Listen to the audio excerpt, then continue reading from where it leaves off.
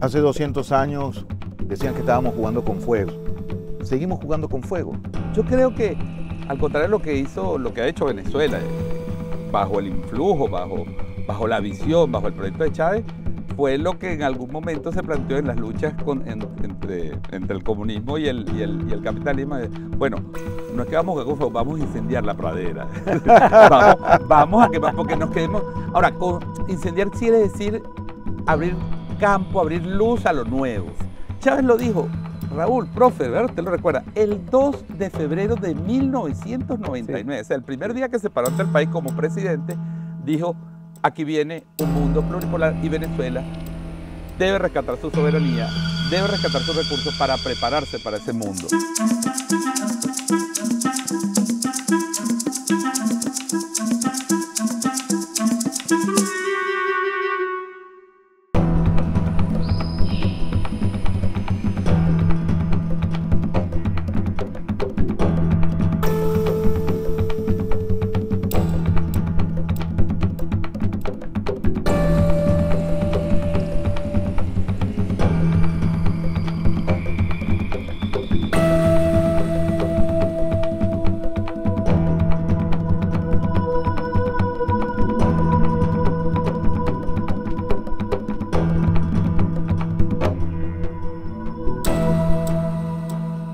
Bienvenido William Castillo, Manuel Carrero, profesor, periodista.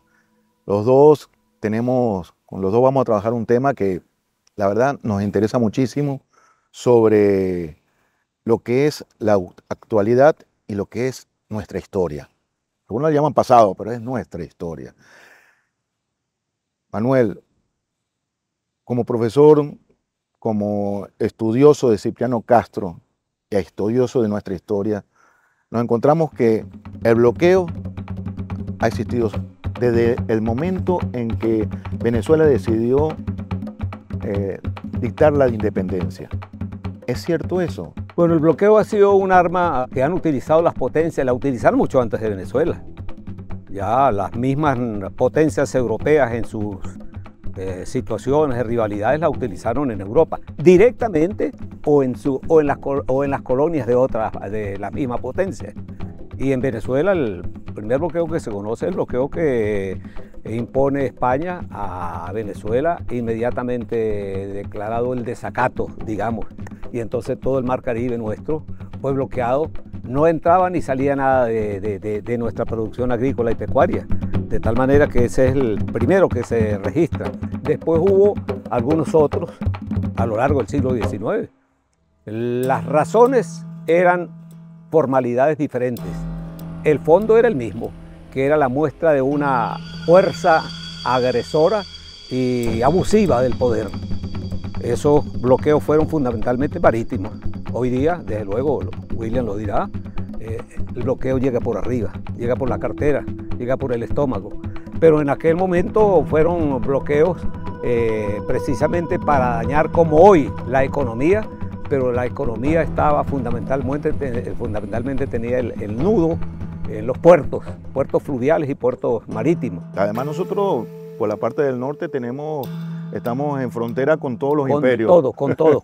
Ahí sí. Tenemos a Estados Unidos, tenemos a Inglaterra, tenemos a Francia, a Dinamarca, a Holanda, etcétera, pues. Entonces nosotros estamos rodeados.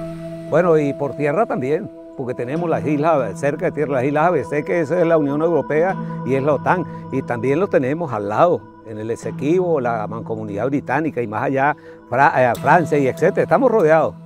¿Qué es lo que nos va a decir William? Porque es que allá... Sí, no, yo quería recordar en este análisis que hace el profesor Carrero que los bloqueos siempre fueron en la historia, a lo largo de la historia de la humanidad, o sea, conocidos como un instrumento de la guerra, es decir, el asedio a las ciudades, sobre todo en la Edad Media, donde pulularon tantos pequeños reinos.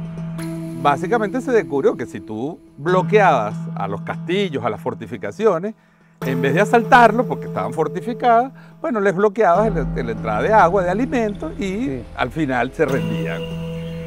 El descubrimiento y desarrollo de eso, pero estaba claro que el bloqueo era un instrumento de la guerra. Lo que estamos viendo en el presente es que el bloqueo aparece no vinculado a una guerra, sino como un sustituto de la guerra. si la doctrina estadounidense, sobre todo desarrollada en los últimos 50 años, lo que dice es que en vez de invadir un país, vamos a bloquearlo, vamos a destruir su economía y después que lo destruyamos, entonces podemos entrar sin pagar el costo de una guerra. Entonces, bloqueo y guerra han sido siempre a lo largo de la historia dos elementos que han estado vinculados. En el caso de Venezuela, para complementar lo que dice el profesor, cuando yo decía en la Asamblea Nacional hace unos días que en el libro La historia de la Primera República, el profesor Carraciolo Parra Pérez dice que apenas declarada la independencia, el 19 de abril de 1810, dejaron de venir los barcos a buscar café, es decir, se redujo el tráfico de café. Las dos grandes potencias de ese momento, que eran Inglaterra y Estados Unidos, declaran neutralidad, pero dejaban pasar armas a los realistas, al ejército, y no a los patriotas, y es lo que reclama Bolívar, lo que está reclamando Bolívar permanentemente.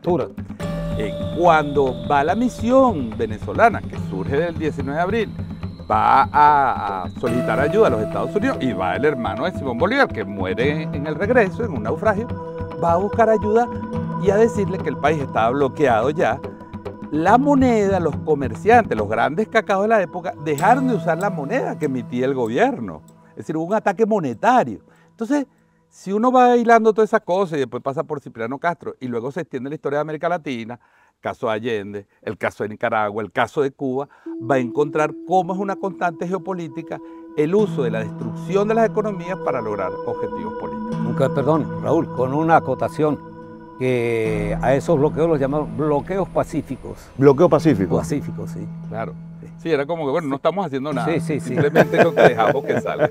Entonces, creo que ahí hay una reflexión, hay que construir una narrativa sobre estos hechos. Herrera Luque escribió un libro que se llama Los Amos del Valle, donde mostraba exactamente la sociedad venezolana y cómo esos amos trabajaron en función de mantener el poder y tener el poder con el imperio, ¿no? De alguna manera, ¿no?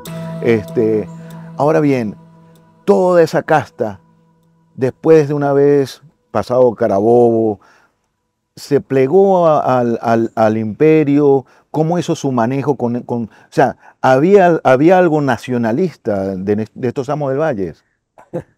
Bueno, es interesante, ¿no? Porque toda aquella clase propietaria, que inclusive una parte se fue de Venezuela y regresó a partir del 21, 22, 23, y regresaron a reconstruir su aparato económico, entre ellos las casas comerciales en los distintos puertos de Venezuela.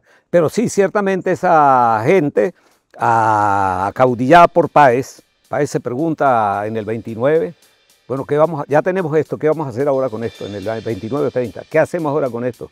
Y se rodeó de la Sociedad de Amigos del País. Bueno, lo que vamos a hacer es lo que hemos hecho siempre. ¿Qué hemos hecho siempre? Comprar y vender. Vendemos todo lo que sea de producción agropecuaria y que compramos lo que nos vende Europa y Estados Unidos. De tal manera que entonces, para eso entonces se constituyen grupos asesores de Páez, y ese congreso que se desarrolla en Valencia en el 30, confirma y consolida, legitima pues a través de la Constitución el aparato de poder. Ese aparato de poder deja fuera al pueblo, que era el que había puesto el pecho a las balas. Y entonces en los artículos, creo 14, 15 y 16, dice que para gozar de los derechos, de los derechos públicos, políticos, hay que disfrutar de los derechos de ciudadanos. Y para gozar de los derechos de ciudadanos tenía que ser mayor de tantos años, saber leer y escribir, en una población que el 90% no sabía leer ni escribir. Además, poseer riqueza, poseer producción dineraria anualmente, ser propietario, además de no ser deudor fallido, no haber sido siervo, es decir, esclavo, y otras condiciones. Es decir, en otras palabras, el 10% era el que era propietario de la tierra, de esclavos, de haciendas, de hatos, del comercio, del dinero, de la especulación. Y entonces esa es la casta, la que tú decías, la capa que se apropia del país.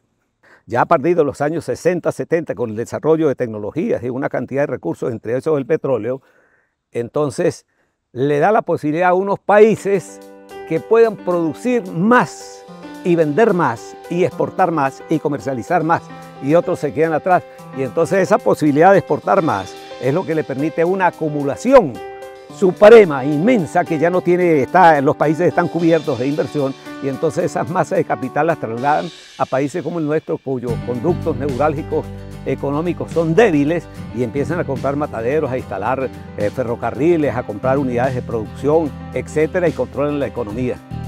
Entonces, ese control de la economía va a tener también sus efectos que van a concluir cuando llega entonces la época del petróleo, la era del petróleo, pues. Muy bien, llegaste ya al siglo XX. Y William, retomamos algunas cosas de este siglo XX, es decir, en Europa y Asia surge una revolución, la primera revolución socialista en la Unión Soviética. Lo que es Rusia pasa a ser la Unión Soviética. H.G. Wells, un escritor, uno de los más importantes escritores de la ciencia ficción y la fantasía, escribió un libro que se llama Rusia en las tinieblas, donde él habla de la Rusia que él conoció antes de la Revolución de Octubre y después posterior a la Revolución de Octubre. Él fue en dos oportunidades, pero este libro se trata esencialmente sobre la segunda vez que va. Y esa segunda vez que va, él da detalles de la Rusia que vio cuando la monarquía y cómo fue, es decir, no ve el bloqueo, no ve todo lo que obstruyó el comercio de afuera, porque se negó a la Unión Soviética, esa revolución naciente, seguir en su proceso comercial, sino que lo boicotearon. Entonces, lo que tú dices exactamente coincide con eso que ahora se sabe de los bloqueos, se sabe de las agresiones, y aún más tenemos que esperar las memorias, por ejemplo, como Margaret Thatcher, que escribió en su memoria cómo se puso de acuerdo con Ronald Reagan y con Bush para poner a la Unión Soviética encarrilado en una carrera del espacio, lo que llamaban la guerra de las galaxias, y que se olvidó de la economía agrícola, se olvidó de una gran cantidad de cosas. No que se olvidó, tuvieron que desviar los recursos para eso. ¿Qué nos está pasando a nosotros? Sí. Ahora sabemos todas estas cosas. Esa historia de H.G. Wells es muy interesante, Raúl, porque es exactamente lo que ha pasado con Venezuela. Es decir, el observador neutral de una realidad política que no entiende los procesos históricos, los procesos geopolíticos, los procesos económicos, ve las consecuencias, pero no ve las causas. Es decir, Venezuela ha sufrido una severa crisis en los últimos años, eso es indudable, es decir, un impacto sobre su presupuesto, en los servicios públicos, deterioro de la moneda, migración, es decir, esos son los efectos. El problema es cuáles son las causas. Entonces dice, bueno, la causa es el modelo, la causa es el socialismo, pero no ve que a un país que en 2013 recibía 56.000 millones de dólares, le fue reducido a 743, 7 años después el ingreso. Y que esa reducción del ingreso, de un ingreso nacional que había sido recuperado por el comandante Chávez, va a generar una cantidad de impacto sobre la vida de la gente. Entonces, ese ejemplo de que yo voy a un país y antes había luz y ahora no hay luz, yo digo, bueno, quienes están gobernando son culpables de que no haya luz. Eso es una lectura muy primaria y es lógica. Pero lo que hay que descubrir entonces por eso te decía, construir ese hilo documental histórico, es cómo los procesos de agresión, que al final son procesos geopolíticos dirigidos a la captura y el control de los recursos de los países, terminan afectando la vida cotidiana de la gente y la gente termina percibiendo entonces una crisis que no se puede explicar muy bien de dónde viene. Eso es lo que pasó con Allende, como dices tú, solo que se demostró después en los documentos desclasificados. Hay que hacer chillar la economía de Chile, hay que destruirla para destruir el proceso político y que culpen a Allende. Sucedió en los años 80 en la Revolución Triunfante de Nicaragua, con el agravante que a Nicaragua le hicieron una guerra económica y una guerra mercenaria. Decapitaban a los campesinos, quemaban las cooperativas, quemaban las cosechas y contaminaban los ríos de Nicaragua. A Cuba le contaminaron las costas. No, guerra bacteriológica. La guerra. Entonces, al final, quieras o no, estamos insertos en un contexto donde la lucha por el control de los recursos extraterritoriales de las grandes potencias, es decir, el control geopolítico de los países, justifica la adopción de todas estas medidas. Al final, Venezuela, y es el gran, se deriva del relato que hace el profesor, es que cuando aparece el petróleo, cambia la historia del país, Rockefeller dirá 40 años después de la aparición del petróleo, Venezuela es un país de indigentes que está sentada sobre un lago de asfalto y petróleo. Y nos toca a nosotros administrar eso, como lo dijo Donald Trump hace unos días. Si me dejas, te agrego que no fue accidental que Rockefeller, recién casado, pasara su luna de miel aquí y estuviera durante 2 meses. ¿No te invitaron? A mí no, lamentablemente. Siempre incluido.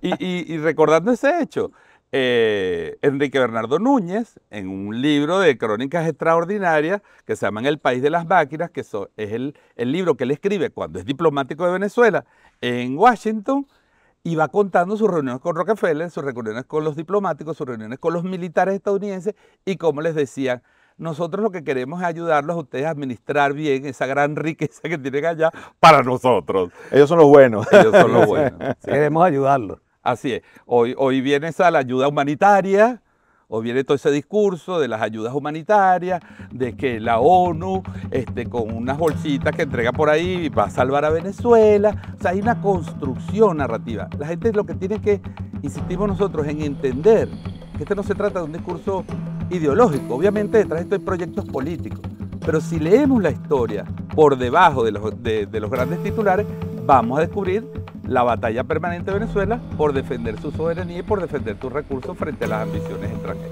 Enrique Bernardo Núñez también tiene un libro que se llama El hombre de la levita gris, ¿no? Sí. Es toda una crónica de esa época, ¿no?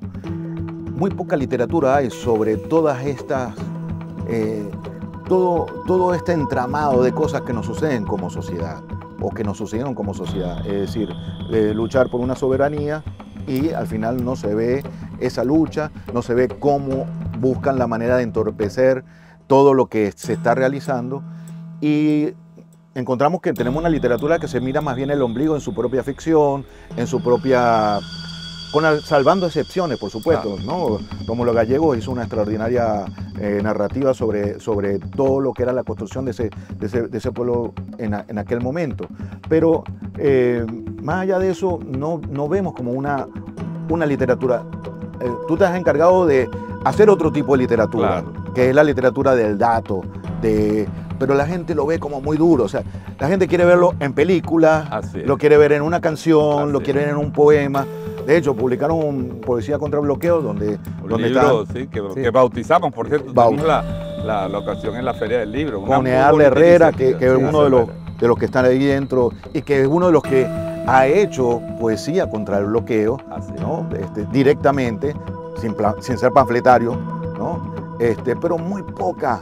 Negel Machado también tiene unas décimas contra el bloqueo, pero son muy pocos los que se dedican a esto. Y si vamos un poquito atrás, profesor, me perdona, porque hubo un intento, no, hay obras maravillosas, Oficina número 1. Claro. Es decir, es una novela maravillosa, pero que te revela cómo se construyó la industria petrolera, cómo se construyó el concepto de economía de enclave, el campo petrolero cercado, con un país que te invade, cerca a un campo petrolero. Hay una vida dentro del campo petrolero y hay una vida fuera del campo petrolero, que es el de los miserables, el del pueblo invadido. Oficina número 1, una obra maravillosa. Está Mene, de Díaz Sánchez. Ramón Díaz Sánchez. Tenemos obras sociológicas como Rodolfo Quintero, que escribe los inicios del petróleo, y Rodolfo Quintero es el que habla de la mentalidad pitillán, que vamos a decir, en primer lugar, cómo el petróleo transforma la cultura de Venezuela. Pero en estos años recientes, y es verdad, en estas 2 décadas, no hemos podido producir a nivel literario, con excepciones, por supuesto, de esa iniciativa de Arle y de otros poetas. Hubo poetas cubanos, hubo de varios países, italianos incluso, que escribieron sobre estos procesos, que construyamos obras que, además de contar la narrativa política, puedan hacerle sentir a los venezolanos que hay otras cosas que nos pueden narrar esa historia. Yo sí creo que es una deuda de nuestro pensamiento. Los historiadores han hecho un gran trabajo en la recuperación de la historia. Nosotros en el combate comunicacional hacemos lo que podemos, pero ciertamente hay esa debilidad que tú señalas. Sí, William, pero hay una cosa que yo a esta altura pues reflexiono. Yo el mismo trabajo mío, que es una tesis doctoral con todas las exigencias de un trabajo académico, la producción que se debe hacer debe ser más liviana. de más consumo para la gente común y corriente, que no tiene nada que ver con el aparato crítico y no sé cuántas cosas, que se puede hacer, y se pueden hacer folletos y se pueden hacer publicaciones de otra índole, ¿no? Pero sí, en efecto, hay una producción académica, Sí. no ha sido distribuida, no ha sido realmente masificada, y hace falta realmente, aunque han habido algunos folletos por allí que han salido, pero no han sido suficientemente Claro, difundidos. como esto es un programa de libros, quiero aprovechar, por ejemplo, a Nayara Ismendi, que es comunicadora social Sí, también, extraordinario. acaba de publicar Infancia bajo asedio, sobre los impactos de las medidas coercitivas de los niños. Son trabajos de naturaleza política, sociológica, de investigación Académica también. académica. Esto es un trabajo académico de Anaí.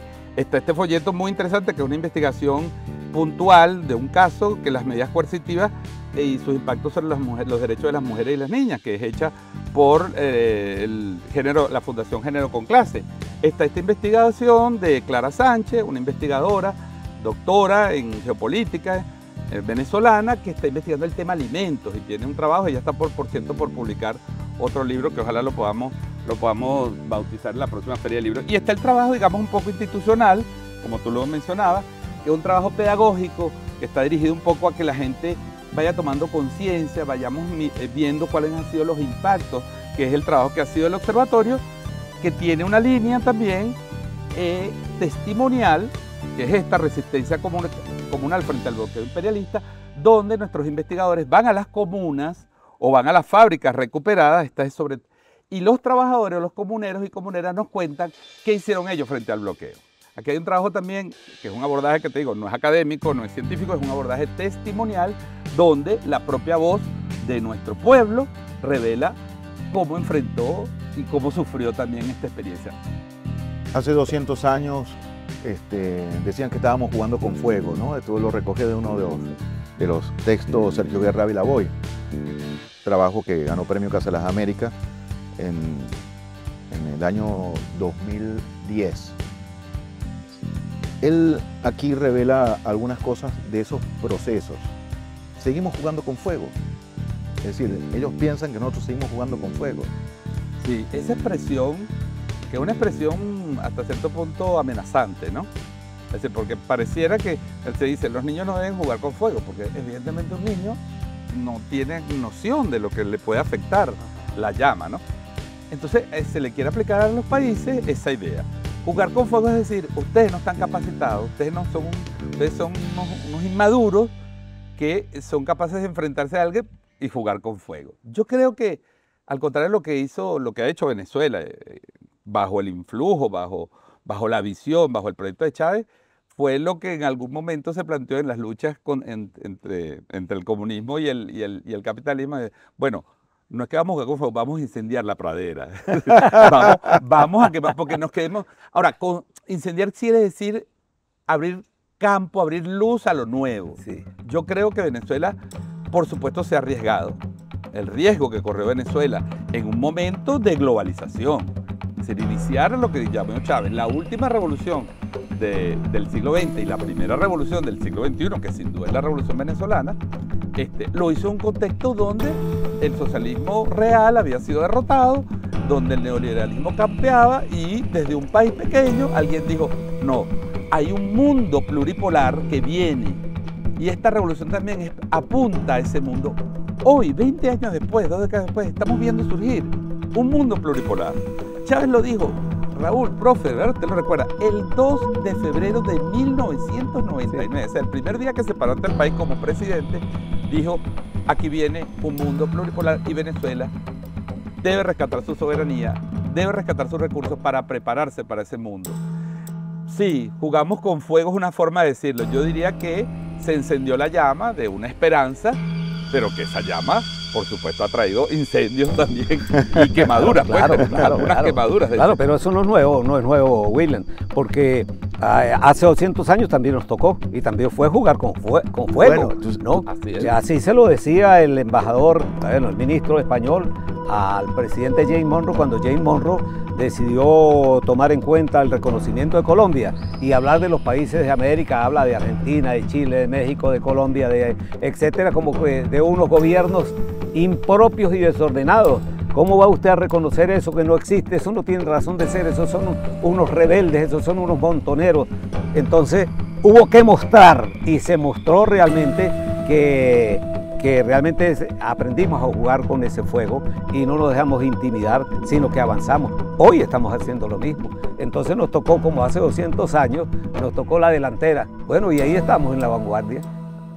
Tal cual, como dice, nos tocó la delantera como hace 200 años, porque leyendo este libro me he enterado muchas cosas con esto de bicentenario de la naval del lago de Maracaibo. Dice Juan Romero que tenemos que hacer reincidencia en la naval del lago de Maracaibo. Obvio que es una batalla naval. Pero la cuestión está en que estas historias, es decir, como no son lineales, nunca nos cuentan, o sea, tratan de contarnos lineal, nos lo simplifican, nos omiten una cantidad de cosas, muchas hazañas. Sobre todo, el precursor, que se ha quedado así Miranda, pero además no solamente el precursor, es decir, el primero que hizo una incursión militar para liberar un país y para liberar a América. Es decir, porque lo llamó a ellos, a su ejército lo llamó los colombianos. Es decir, no fue de otro modo. Así es, así Sí. es. Sí, Y es una tarea que ciertamente se inició.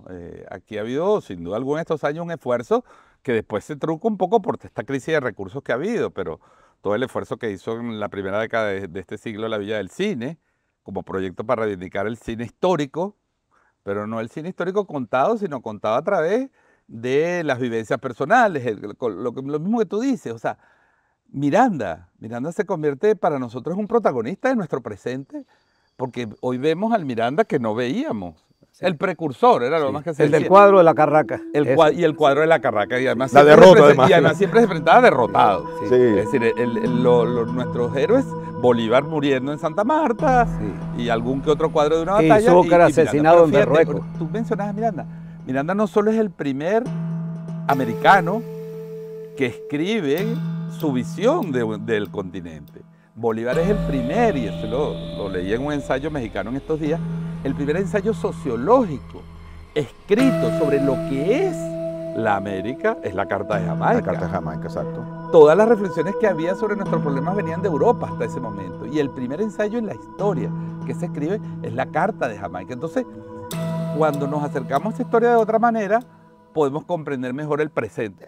Hay que utilizar, como decía Trump, ¿no? Todo sobre la mesa. Todas las opciones. Todas las opciones sobre la mesa. Pero con Cipriano Castro, que todavía no tenía el petróleo, como quien dice, a sus espaldas, o ya se sabía, mejor dicho, que estaba el petróleo, pero por eso que le hacen al final el golpe. Sí, Raúl, la cosa es así más o menos. En 1859, en Pensilvania, se descubre cantidad de petróleo y se empieza a industrializar y se empieza a procesar el petróleo y empiezan a sacarse una cantidad de derivados. Inmediatamente se creó el motor, se inventó el motor de encendido y vino la industria del automóvil.